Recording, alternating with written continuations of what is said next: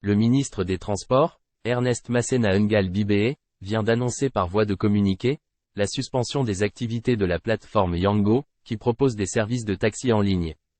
La même autorité avait déjà, début septembre 2022, mis en demeure l'opérateur de constituer un siège, une succursale, un bureau, une représentation ou une joint venture au Cameroun, dans un délai de 2 mois. Dans le même temps, il devait se faire immatriculer auprès du fisc, dans le registre de commerce et de crédit immobilier, et faire une déclaration préalable contre récépissé à l'administration en charge des communications électroniques.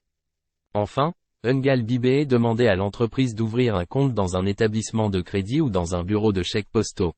Indiquer le prix, les taxes et autres frais constituant la structure du prix du service rendu au client, et publier périodiquement les conditions générales de prestation de service au client. La décision prise le 6 février, qui fait suite à des réunions d'évaluation tenues au ministère des Transports, selon le communiqué mentionné supra, fait suite au refus manifeste de la plateforme de s'exécuter.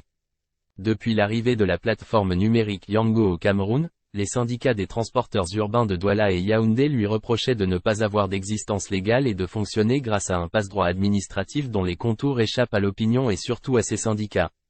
Ils l'accusaient par ailleurs d'entretenir le phénomène du transport clandestin. En effet, Yango en tant qu'entreprise ne possède pas elle-même de véhicule et n'emploie pas de chauffeur. Elle donne le loisir aux entreprises camerounaises ou à des particuliers qui opèrent dans le secteur du taxi d'utiliser sa plateforme numérique.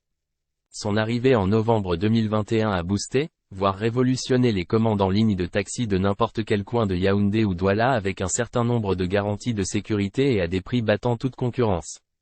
En avril 2022, elle avait même reçu le prix de la meilleure application numérique de transport urbain, décerné par l'Association des communicateurs du Cameroun.